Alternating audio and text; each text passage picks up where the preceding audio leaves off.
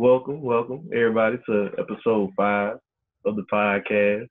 What's good, y'all? How y'all doing? What's good, fellas? What's good, everybody? What's good? What's good with y'all? Chilling today, man. Just chilling. How y'all doing today? Oh, man. Just been chilling and working, man. Chilling and working.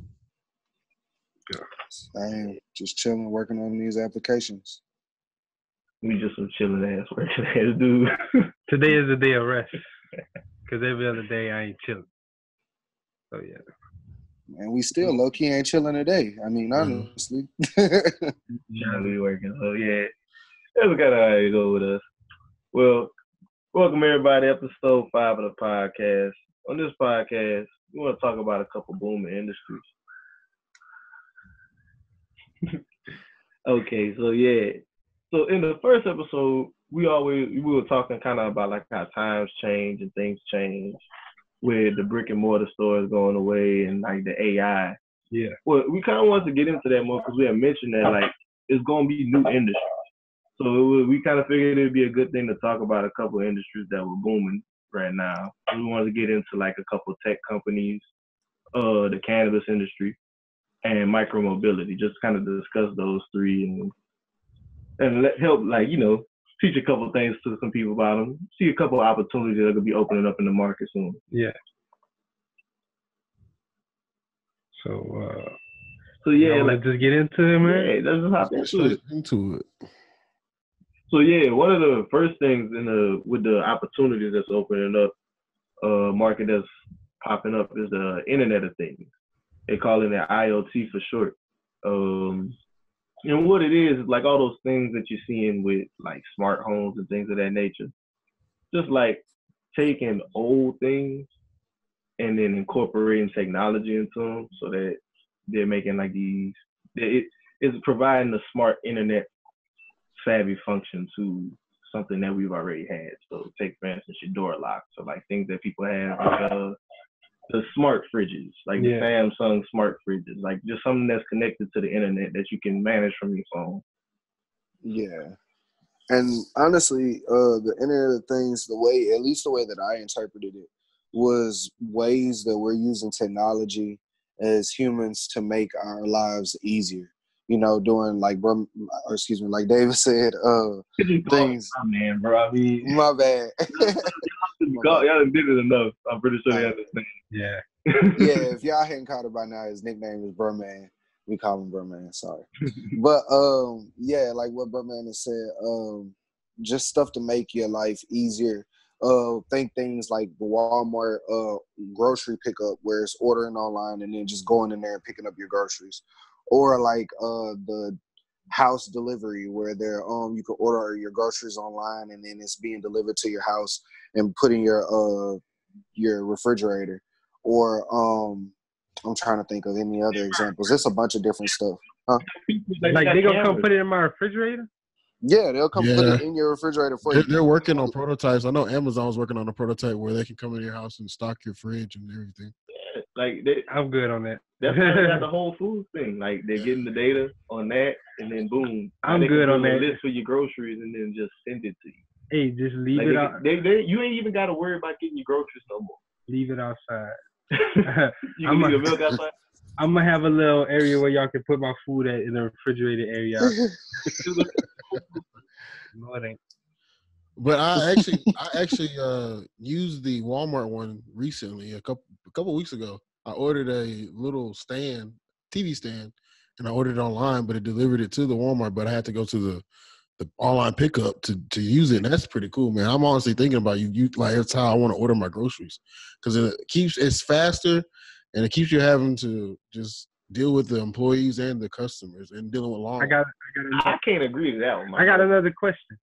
So, what if your employees, they just go pick up the bowls of raggedy fruit? If you order some fruit I would order fruit from there, but like just like your frozen foods, like if I just want to go in there and grab some real quick, or like I was just going to get some protein, or I was going to get some like milk or something.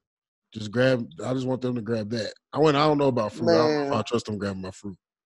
Man, look, I think I'd allow them to grab whatever. Because the thing is at the end of the day, I was looking at something on social media the other day. They was talking about if you would introduce the idea of riding in somebody else's car with somebody you don't know to somebody in the 50s, they'd have said that we were crazy as hell. But now we call it Uber and Lyft and we do it every day. So it's like, I mean, whatever we're doing, it's going to become normal. Like, at first it's going to be like, oh, well, I don't know what they're going to give me and stuff like that. But after a while, it's going to be like, man, fuck it. I'm just ordering my groceries from them. They're going to deliver it. I think that's true too, because I think it's gonna be good for Walmart and stuff because they're still gonna get the sales, but it's gonna depreciate their stores. Like we were talking about in that episode, their stores are gonna go down if that part of their business increases. Interaction and all of that is gonna go down. But I think it's more of a safeguard. It won't go down. Like the people who want to go to the store and just go to the store are still gonna go to the store. I know I'm still going to the store. Like that's also a thing. Unless I'm like, people are still gonna go to. I'm like running late to something or whatever, and I just need something to be like picked up or whatever. Like then I wouldn't really do it. But I think that's something that gets miscommunicated with technology a lot of the time. Like people think it's gonna just have to be something that's like ubiquitous, like everybody has to have it. Like if you don't want it, you don't have to pay for it. Like having a smart home, you don't have to pay for that if you don't want that. yeah, You could have an old time home in a town full of smart homes. But some of that smart home stuff so cool. I really want one. Can y'all explain some of the more of the smart home stuff? I know the doorbell, I know the refrigerator, but what other stuff do they offer for smart home? Okay, I know. So they're working on a lot of new things right now. The market right now is valued to grow to $502 billion by 2021. Like right now, the market's like 6.5 billion or something like that. It's supposed to like double in a couple years. And that like the biggest things they got, like a lot of people are going and making prototypes, but there's still a couple like things that aren't there yet with it. Big concerns that people are having with the security. I know that's something else. The integration with the tech that like they already have, like with the apps and the networks that they already have, it's kind of hard to integrate what they want to do. And people aren't really sure on the ROI on it. Like not everybody believes in it, but it's something that like is swelling up right now and is getting a lot of attention. Yeah. Like, and I know they're doing like he was saying, like locks, like they got the air conditioning you can control. Yeah, you can control the Nest. Yeah, that's the Nest. There's another one I think called like Humble or something like that. I don't remember. My boss got one though. He loves it. What else? Like the little. They probably get something to like make your pool cover go out, like on your app for your pool cover. So like just like little things that you have to do manually, just automate. Like I know, like with Alexa, you got the light bulbs that she can turn off your whole lights and everything. And that's another thing. Like they're trying to move towards like the smart homes where Alexa controls a lot of things. Or I'm pretty sure Apple is going to come out to where Siri can control your home too. They're normally kind of slower because they like to try to something perfect or whatever. But like it'll be stuff like that I could see, like, hey Alexa, turn off my lights in this room or whatever. Or like they said, you can download an app, and if you got something cooking in a crock pot at home and you late on a meeting or whatever, you can be like, turn off my crock pot from your phone. That's the type of stuff that you're looking for to. That's pretty cool. I think honestly, if I was to go more in depth on the Alexa part, I think honestly in a couple of years, maybe even 10 years, like down the road, I think we're gonna get to the point where we go, Alexa, or order me this, or Alexa, I want my grass cut at 2 p.m. I think we're gonna eventually get to that point soon. And it's interesting y'all saying this because with the security concern, there are actually 3 major companies working on it right now, and one of them is Amazon. So that is actually a real reality because if they working on the tech to get it done, they're obviously going to market it to you. Yeah. Oh, for sure. The other 2 companies are BlackBerry and Microsoft, for anyone that's wondering. But those are the 3 companies working on developing a IoT. That's crazy. Like, And when I think of it, y'all remember that old Disney movie, or whatever? That's I what know I'm what you're talking about. I'm like, ooh. But they're trying to get it to that point though. Like I know one thing, I was talking with David earlier about what Tesla's trying to do with the integration as far as the whole house. I don't know if any of y'all looked into that. That stuff is really cool. They're trying to set it up to where it's like one big battery, like big battery pack that recharges from you'll have Solar energy? solar panels. Sorry, I couldn't get it out. You'll have solar panels that'll charge it all day, and it'll be one big battery pack that runs the electricity for your house. It charges your car, and then when you like pull up and get home, you just plug your car in, and it'll like it's integrated with your AC, like your whole thing. Basically, like what Apple has as far as like I have my Apple Watch, and when it pings, it'll go off on my watch and on my phone and stuff like that. How they have that whole just like network of things working together. They're trying to do that before a house. And so it's like the AC is going to be connected to the car, which is connected to your watch, which is connected to your phone, which is connected to your solar panels, and it's all going to be connected. So like, just imagine like you pull up at your, like you start your car and leave work, and then your AC just go down automatically. Yeah, because it knows you're coming. Like stuff like that. They're trying to get it to that point. Tesla's, they're trying to have if you ever get a chance to look into it, it's the Tesla house. Even the prototype pictures look just crazy. And Tesla's one of those things that they're doing a lot of cool stuff. Like I know I've seen a video on it about Tesla's Model 3s, I believe it's called. And they're their affordable model, and you can order straight from online. I think it was like the price of it was only like $38,000. Yeah, they push it down. Yeah. They push it. Yeah. And just get it within 2 weeks. I don't know if that time period is still the same because everybody, once orders start going up, you start getting back ordered. Yeah. But at the original time, it was like 2 weeks to get the vehicles. Because that's the biggest issue with their products. It's like they have amazing products and they're trying to get them out to people, but it's just the distribution and keeping the price low enough to where a bunch of people at the regular, average consumer level can buy it. And the reason that you can't get them in, so like just go to the car lot, they actually build them for you. So I think that's another problem that they're going to have to fix. They're going to have to do it to where they can produce enough and just start getting something out. Yeah. Mm-hmm. But I do have a question. Like, how does anybody like just say I'm listening to this podcast and I want to get into something like this, maybe a business or something like that? Within this, is there a way for me to research or to get started? I mean, YouTube University, bro. Like just to first get an understanding of Internet of Things. I watched a few 20-minute videos on this stuff, and it's like some real interesting things.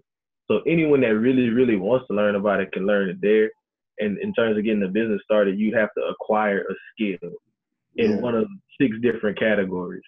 There's, in addition to the security and the integration, it's a few other categories that they also work in. There's an article. I'll leave it in the show notes. I can show you. It's a report by I cannot remember the company's name right now, but I have it in the show notes. And I just had one great thought. If anybody was trying to get into this type of stuff, understand that machinery, although we try to make it as perfect as we can, still messes up and is imperfect. So look into the maintenance of this stuff. Like side note, RIP Nip one more time. Look into tech, how he had the kids looking in the tech industry and learning about the different tech things to do as far as building apps, learning the integrations, learning how all the different things work together. Learn that type of stuff so that you can open a maintenance business surrounding this type of stuff. People's houses are going to have coding that goes wrong. You need to have technicians that can go out there and go fix that. Or you need to be able to be the technician that can go out there and fix that. If somebody's having an issue with their solar panels, be the person that can go out there and fix that. Learn a skill that's going to put you in a place to be able to not only employ yourself, but employ other people for the future. That's the way that I would say try to get into the business. And I think one of those things, like you were saying, Jared, is fixing those things. Well, imagine like back when we had flip phones, right? The Mhm. iPhone was introduced. What the business he created was the fixing of the iPhones, fixing of smartphones. That was a whole industry in itself. I think that's what we see whenever these smart houses come into intuition. You're gonna see a whole nother business of fixing and different coatings and fixing those whenever it comes into place. It's going to be interesting to see how the profession of electrician combines with the major that is like CIS and stuff like that. Like, it's going to be interesting to see how that meshes. Yeah, I think your basic electrician is going to have to understand how to code soon. Yeah, and that's going to be crazy. Yeah, that's going to be crazy. Because that's going to put like a lot of the people that we know in the business right now. If y'all do know any electricians, like, that's going to put them out of business. A lot of the older ones that are like computer illiterate, they're not going to be able to do that. Huh. I didn't think of it that way. It's crazy, man. Like, a lot of stuff is coming. Like, Internet of Things, it's really cool, but it's scary at the same time, because it's like one of those things that'll date you really quickly. See, and I think that's also one of the things though that's they're working on, the integration with the current technology. That's one of the things that the company is working on, so that won't be an issue.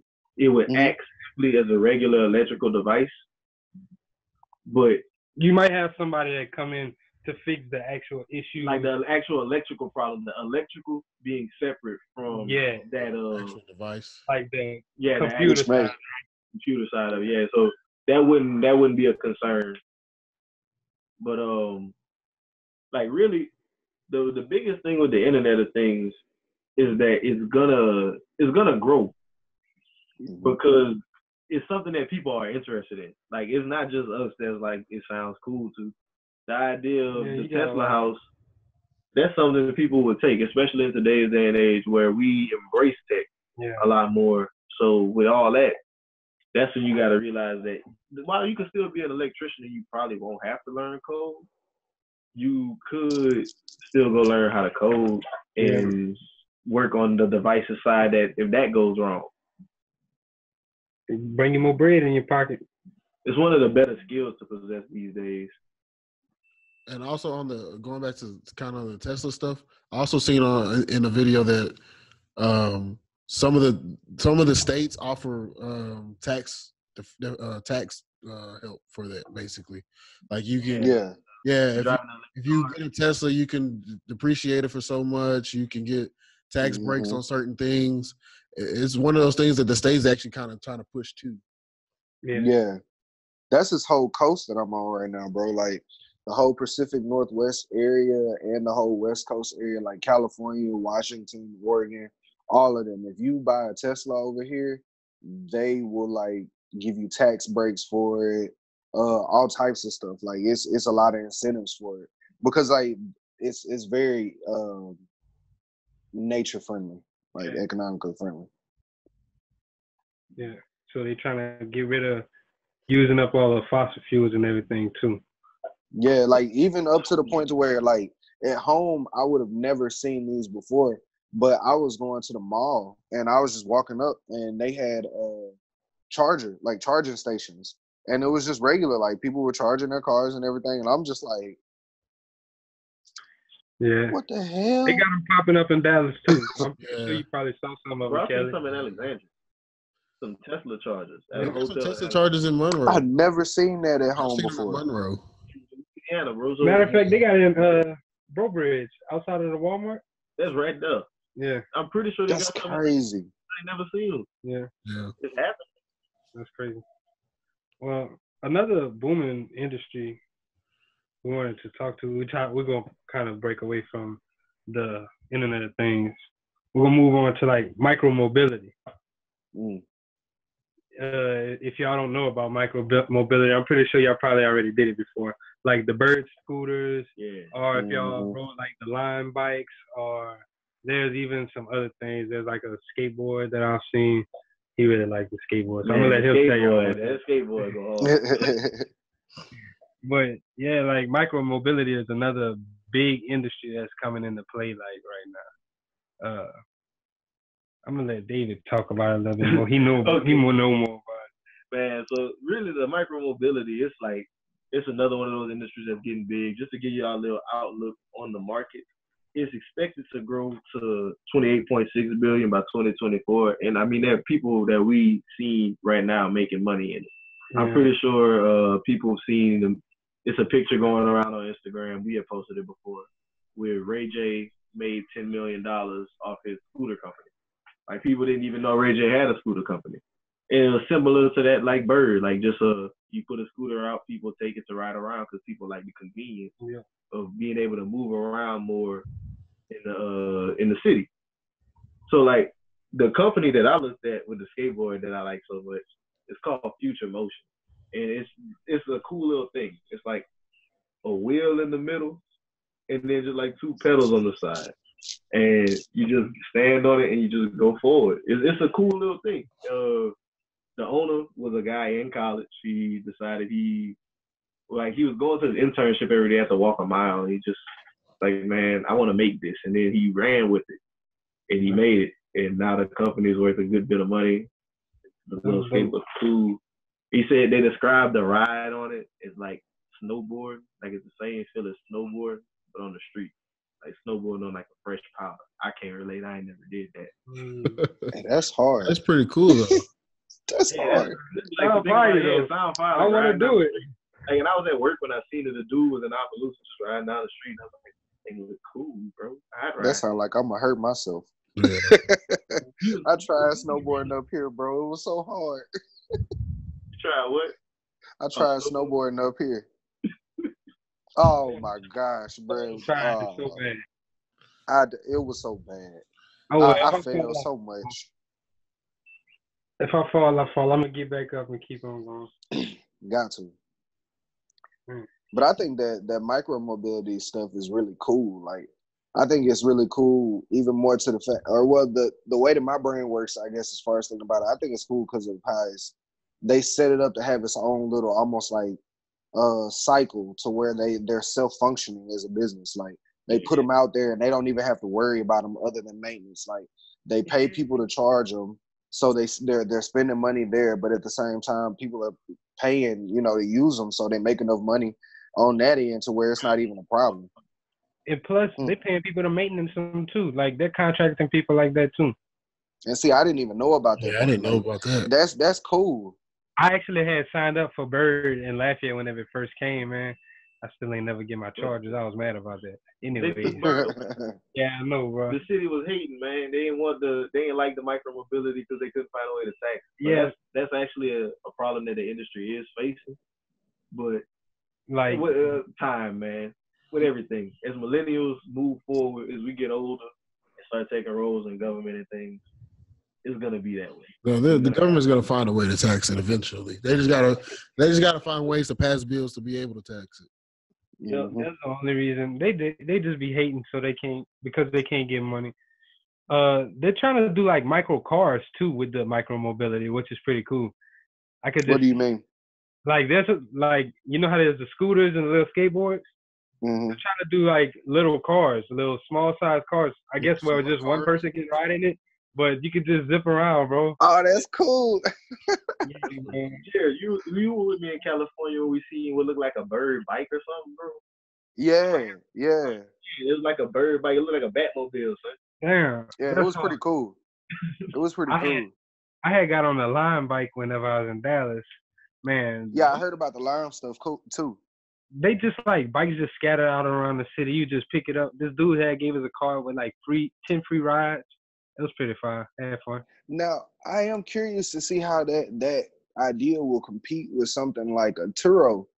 Well, actually, I could see it, depending upon the limitations, how it's going to compete with something like a Turo where you can rent a car for like a day. You know what I'm saying? And it's just like one flat day price and you're good. But the only thing I could see as far as them being able to compete with them, you have to, and I didn't know this until recently, you had to be 25 and over to use Turo. Okay.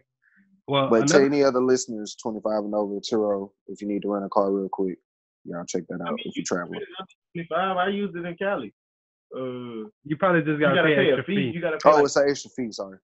Yeah, you got to pay a daily fee. Yeah. Another thing, though, Ford they bought a startup in November. They bought a startup for 100 mil in November of 2018. So now you got some of these big car companies starting to get in on this. That's another industry you got to start looking into. You never know. You might see a decrease in like full size cars. That's gonna directly hit Uber and all that. Yeah, that'll be pretty cool though. I'll zip around in a micro mobility car. I'll be out there like I'm playing Mario Kart or something. Which that's really interesting because like even with Uber and Lyft nowadays, I know at least up here, did y'all know about the being able to rent the car? Like rent the car from a dealership to drive it for Lyft or Uber? No, I didn't know I about think that. that's an option. All right, so my roommates actually do it where they rent the car through a dealership and they give them the car and they owe a certain amount weekly for the car, but at the same time they get to drive it for Lyft and their Lyft rides pays off the car. And so after they pay off the car, everything they earn after that is extra. But it's like specifically set up for Lyft. I didn't know about that. Mm-hmm. That's cool.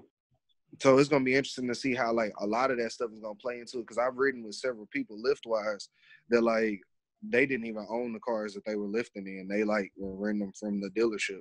Yeah. So it's gonna be interesting to see like how people, as far as traveling wise, convenience, what's easier, like getting a car, a little micro car, like just like the little scooters or stuff like that, or like renting a car or something.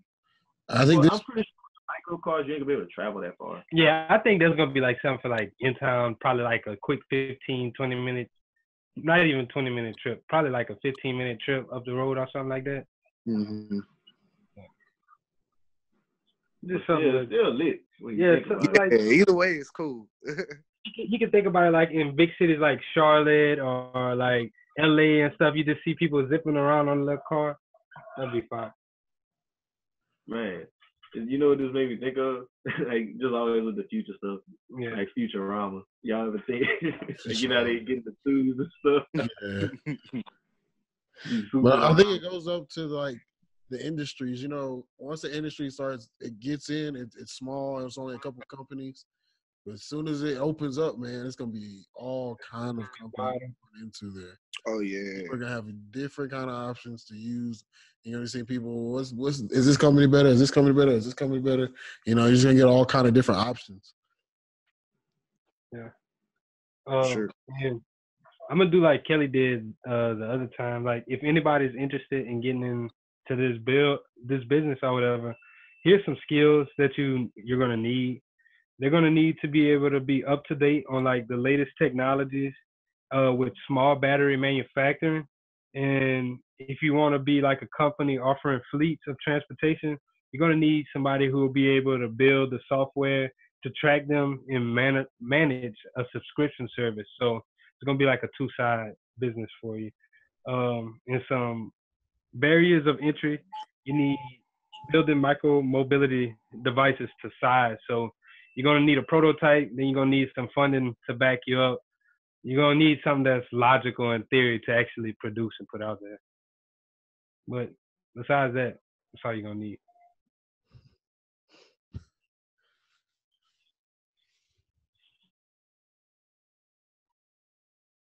But yeah, so that kind of like that with the micro mobility, that's about where we can wrap that one up. The next industry that we want to get into is one that is we all know is gonna be a big booming industry. The cannabis industry. Mary Jane. But yeah, no, the cannabis industry, man. It's gonna be it's not even it's gonna be. It's like already huge. It's like it's growing. It's only going up. Yeah. That's the way I feel about the cannabis industry. It's one of those things that if you're just paying attention to the times and like you'll see that it's legal in 33 states, 4 territories in DC for like medical use, and legal in another 14 for recreational use. So And I mean, it's legal in other territories too for recreational use. So like, slowly but surely, it's becoming adopted, and it's becoming a more and more profitable arena. In Canada, it's fully recreational. If y'all didn't know, I'm pretty sure most of y'all already knew that. But Canada, nationwide, is fully recreational, which is pretty cool. Yeah, it's like it's a recreational drug, but there's still the big concern a lot of people have with the marijuana industry is that it's still technically federally illegal. In the U.S. Yeah, in the U.S. and it's a Schedule I drug. And I'm not sure if you're familiar with the drug schedule, but Schedule I is like the highest priority, saying that it has no medical use and like no possible benefit. It's highly addictive and it can only cause harm. And I mean, it's a higher on the drug schedule than like opioids, and opioids are killing people. So it's like one of those things. That's why I feel like it's a driving factor toward the cannabis industry, and that eventually is going to be federally like legalized. Didn't they just pass the farm bill? Yeah, they passed the farm bill. I was actually trying to see what it did. So I have a question. So like, are y'all speaking when y'all speaking about this cannabis industry? Are y'all speaking just solely to the marijuana industry, or y'all speaking or combining it with the CBD oil industry? Both. We're talking about cannabis, not just marijuana. Yeah. Like the other implementations, like with the medicinal uses, there are a lot of different industries getting into cannabis. Like everybody's kind of trying to get their hand in it. I mean, people heard the news about Coca-Cola getting their hand in the cannabis. Yeah, they're starting a CBD drink. Yeah. But like with the CBD, you got a lot of products that are being put out with CBD, man. You got lotion, you got soaps, you have like different things for your body, just body products that they're making with CBD. And the CBD is good for like people with cancer or people with what is it called? Yeah, I've seen it was good for arthritis, people with pain. Yeah, epilepsy. It has a lot of like it's just good for inflammation in general. I believe like a lot of the NFL players like David Irving. Yeah, he just quit because he'd rather smoke marijuana than keep taking these pills that are like destroying him from the inside, and it helps with the pain. Yes, I seen also Al Harrington has one. He's a former NBA superstar, and he has a cannabis. I don't know if it's a cannabis shop or it's just a CBD shop, but I know he's heavy in CBD oils. Yeah, he invested heavily into that, and I think he made a pretty big. Yeah, that's what the Farm Bill passed in 2018. The Farm Bill passed the CBD, so basically it legalized CBD throughout the whole country. So now you can just use it freely. So I'm saying that we're going to see recreational use follow pretty soon with it, to where it's probably going to be taken off of as a Schedule I. I think they're really just trying to see where they can tax it and stuff, because it's a multi-billion-dollar industry. It's no way that they're just going to be able to say, okay, we're going to turn our nose away from it, because it's so much money. Yeah. So much money in it. So the market is actually projected to grow to be $146.4 billion in 2025. A lot of money. Study by Grandview Research. I mean, you got to think about like all these things that Jalen just said. Like the market is gonna go that way because it recreational use always follows medicinal use. It has been a pattern. That means they're taxing the CBD or they made the CBD free. So that's kind of almost like the trial run. I'm pretty sure that's kind of what Colorado did, and everybody's seen the benefits of like that the marijuana industry had on Colorado. Yeah. I believe in their first 5 years they had raised like $30 billion of taxes. Don't quote me on that, but they raised a good amount on taxes, and they reallocated it, and they fixed up their roads, the school system. They did a lot of good for the state. So it's another. Not only is it going to be a booming industry, I think it's also going to help states like where we're from, Louisiana. We as an economy, it'll be a supplemental source that could go to things that we tend to lack in budget and things like that. Yeah, if people don't steal the money. That's a whole other subject. Louisiana, you gotta love it, baby.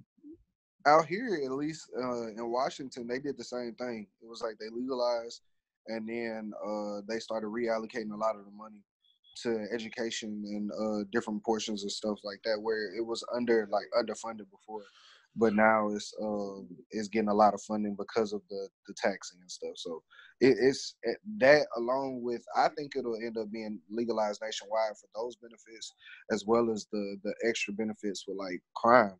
Like even up here, they noticed that like once they legalized, a lot of the crime went down, and a lot of the extra homeless, or not, I don't want to say extra, but a lot of the abundance of the homeless people and stuff like that started to go down once they legalized. Like they noticed a lot of better trends.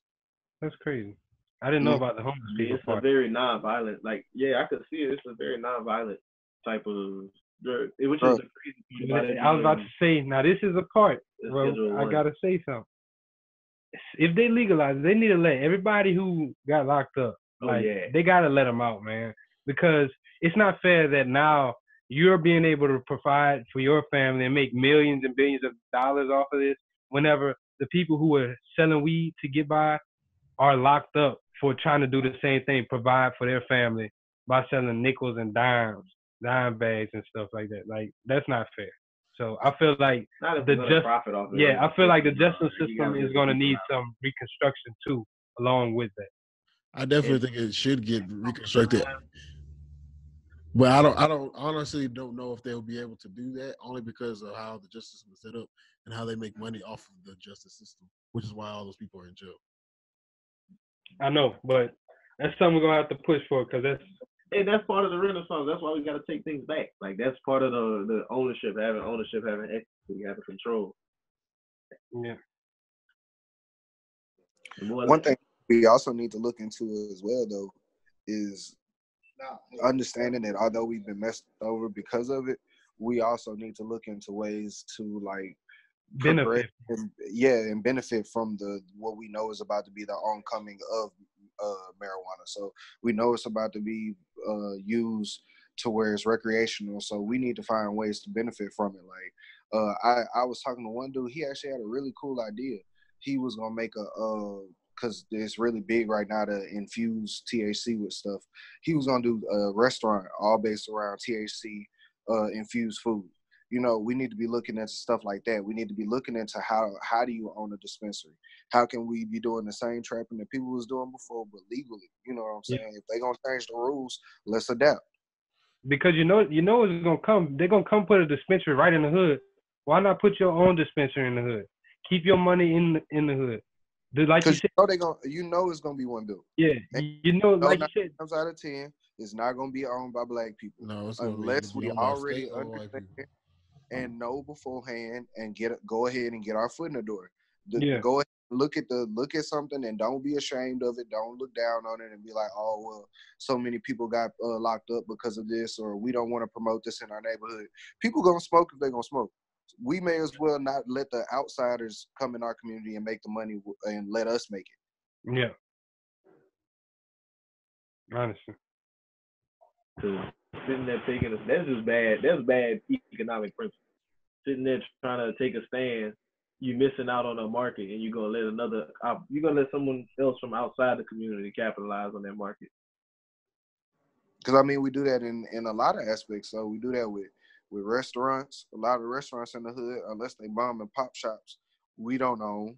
You know what I'm saying? And even the mom and pop shops, we 9 times out of 10 not running legally. Like, you know what I'm saying? Like, we have to work on those types of things anyway. The gas stations, how many black-owned gas stations you ran across? 1 or 2. Yeah. Not much time for the black in the hood. You know what I mean? The corner stores in the hood, not owned by us. No. Exactly. Never owned by us, actually. That's going to be another episode, honestly. But we have to push forward into the industries that we already see coming so that we can already have that ownership there, you know, and already have that chip on our shoulder. And that's why we want to, like, share these type of things with y'all, like, get y'all to know about these industries and the things that are coming up, because that's where the job markets are moving. We're talking about getting new jobs, different jobs, and that's these are some of the jobs that's going to be coming up. Yeah. Another industry that I had found out about It's called Digital Therapeutics, guys. Like Digital Therapeutics, that was something crazy well, it's not really crazy, but it was very interesting, something that I found. It's pretty live. So the concept behind Digital Therapeutics is it's like video games and software apps where they can be used for treatment of certain type of medical conditions, such as like asthma, CPDOD, outpatient treatment for substance abuse, treatment for like depression, ADHD. So it's like basically it's just gonna be apps and like video games, and it'll adapt to a person's style, and then it'll tell them, hey, this is what you're doing that is triggering your ADHD, or this is what you're doing that is triggering your depression and stuff. And so it's gonna show them daily goals and objectives that can help bring them out of the depression. It's crazy because the FDA actually approved 30 digital therapeutic apps in 2018. That's pretty cool. And yeah, and like with that, it has way less like side effect issues on a person. They don't have to take those chemicals to like really mess up and destroy their body. So that's something that I was looking at I was just like blown away from that industry. I was like, man, I never knew about this. So instead of a PlayStation 4 being something that's stupid that people don't, why you always playing that, it could be going to treating somebody and helping somebody obtain a better life. And doesn't it have like a lot of support from like a lot of physicians and a lot of doctors, psychiatrists and all that? Like this is the in 2017 the market was valued at 889 million. In 2000 it's expected to reach 4.2 billion by 2023. And like I said, there's really no serious side effects to it. As far as all the studies that they've been doing, and it adapts to the patient's functions in real time. So it's something really cool. There's about 100 companies between the U.S. and the European Union that are working on this type of treatment for certain conditions. So I was looking in there, I was just blown away by that. It's crazy to me, the fact that they like the science behind it, that your behavior is actually what triggers a lot. Yeah. Like that's kind of crazy to think about it. But I know we talk a lot about like with entrepreneurship in general and having the right mental attitude. And that's kind of one of the things, that's a behavior. Like having the right mental attitude is a behavior. So to think that your behaviors that can actually make you sick, like having the wrong mental attitude, and taking the wrong actions make you sick. That's like that's wild to me sometimes. That is a good way to think about it though. Like, so that just means like that even just solidifies, just have a positive attitude in everything you do, because a lot of people say whatever you put out in the universe, you'll get it back. So if you're putting out negative energy, you're gonna see a lot of negative in your life. But if you're putting out a lot of positive energy, eventually positive has no chance, no opportunity. Oh Lord, I'm gonna have to edit this out. Eventually, positivity has no choice but to come find you in your life, and it's just gonna show on your life. It's cool. That's pretty cool, man. I'll support anything that'll help people get off of the medication that's really hurting them. So especially like opioids and stuff like that. I definitely support that. Always is inevitable. You just gotta adapt to it, man. Yeah. Like as we go, because it's always like this thing, the young ideals are different than the old ideals. And as we grow to that age, our ideals are going to get enforced upon. So you got to just recognize what we care about and focus on that, because that's where the money is going to be.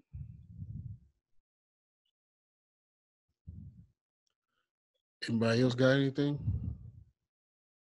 No, man. I think that's a good bar to leave off on. Yeah. What we're interested in, and that's where the money gonna lead. Well, that about wraps up episode 5. Number 5. Yes.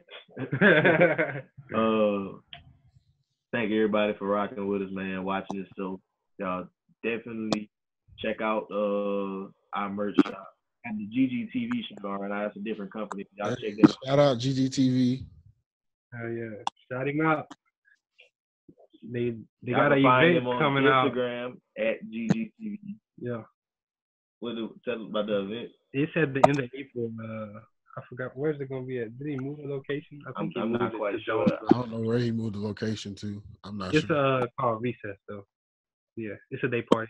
Day party. A lot of fun. Always a good time, a good old wrestling town.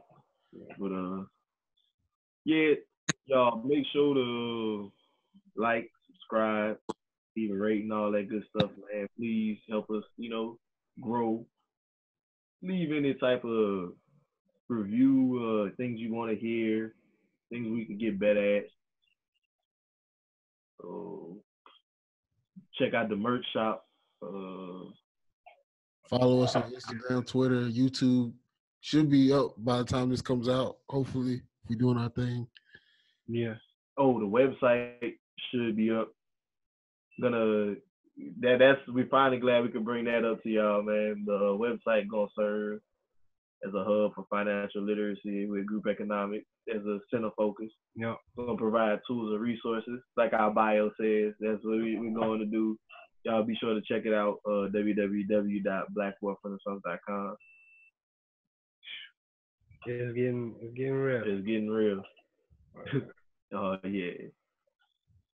Well, thank y'all for tuning in. Catch us next week on the Black Wealth Renaissance Podcast.